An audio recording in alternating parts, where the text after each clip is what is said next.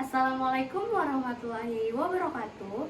Halo teman-teman, perkenalkan saya Ida Rahmawati dari Program Studi Pendidikan Sejarah Angkatan 2022 dengan NIM 220516615. Pada video ini saya akan mempraktikkan mengenai keterampilan, yaitu keterampilan mengajar. Dengan materi ajar yaitu teori-teori masuknya agama Hindu-Buddha ke Nusantara. Selamat menyaksikan.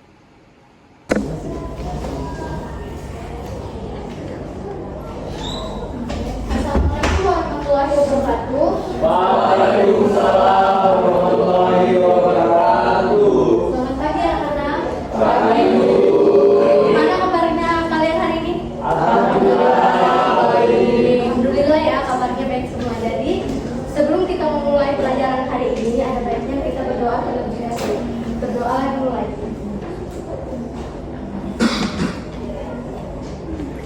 Berdoa selesai. Jadi sebelumnya ibu mau nanya, di sini ada nggak yang tahu kita hari ini mau belajar apa? Belum tahu ya? Tahu ya bu. Buku sejarahnya ya. 75. Oke bu. Jadi hari ini kita akan belajar bagaimana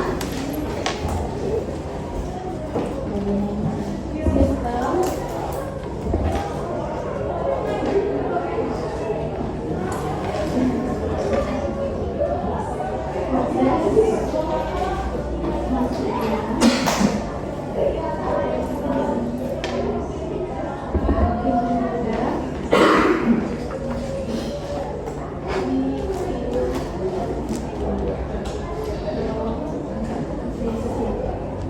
Jadi sebelum kita masuk ke teori sistemnya, kita perlu memahami beberapa hal. Yang pertama, istilah kasta. Yang kedua, bagaimana sistem kasta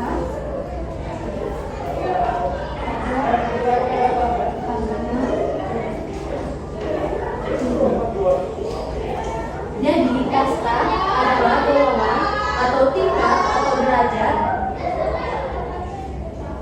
manusia dalam agama Hindu. Dan kasta, istilah kasta dalam agama Hindu sering disebut dengan catur warna atau warna. Nah, atau warna ini dalam bahasa Sanskerta artinya sebuah kelompok atau sebuah kelompok sistem sosial yang membagi suatu masyarakat.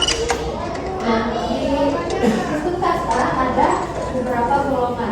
Ada yang tahu ada berapa golongan sistem kasta? Saya bu. Ada berapa golongan?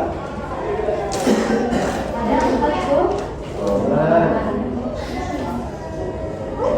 Yang pertama ada kasta Brahmana.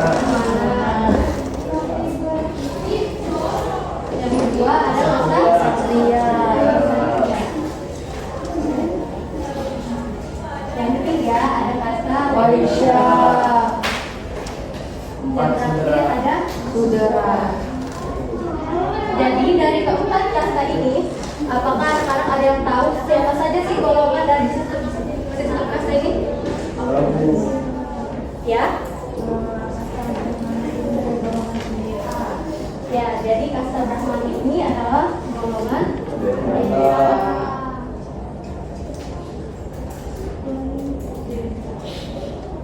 Ada yang tahu golongan kesatria? Prajurit penguasa.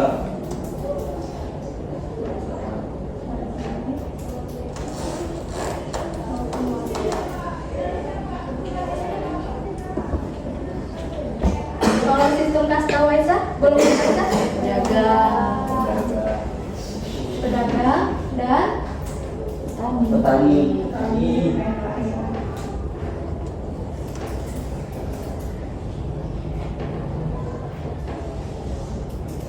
sistem Sudra? Buddha.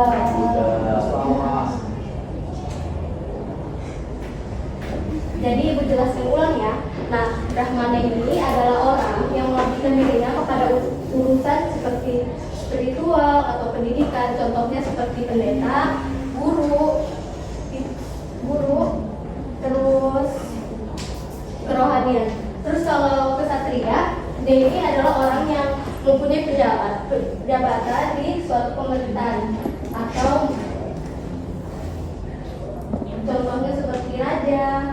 presiden, menteri, dan tentara. Terus kalau WSA itu adalah golongan orang yang memiliki pekerjaan atau penghasilan sendiri, yang seperti contoh di depan itu ada pedagang, petani, atau nelayan. Nah, kalau sudra ini golongan paling bawah, yaitu golongan yang melayani ketiga kasta di atasnya. Nah, golongan sudra ini biasanya seperti ya pelayan, OB atau babysitter, dan lain sebagainya. Sampai sini ada yang belum paham atau ada yang ingin dipertanyakan? Paham. Saya Bu, Ya. mungkin bisa jelaskan lagi lebih rinci masalah di sekitar kita Bu, mengenai tadi sistem kastanya. Oke.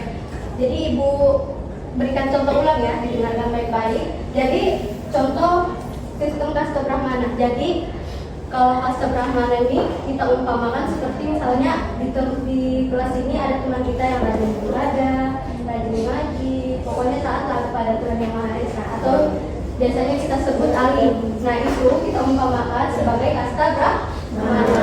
Nah, kalau kasta ksatria, pasti di dalam kelas ini ada sebuah organisasi, dan sebuah organisasi itu pasti ada yang menduduki jabatan paling tinggi seperti ketua kelas, wakil kelas, sekretaris, dan bendahara. Itu kita ibaratkan seperti kasta ksatria.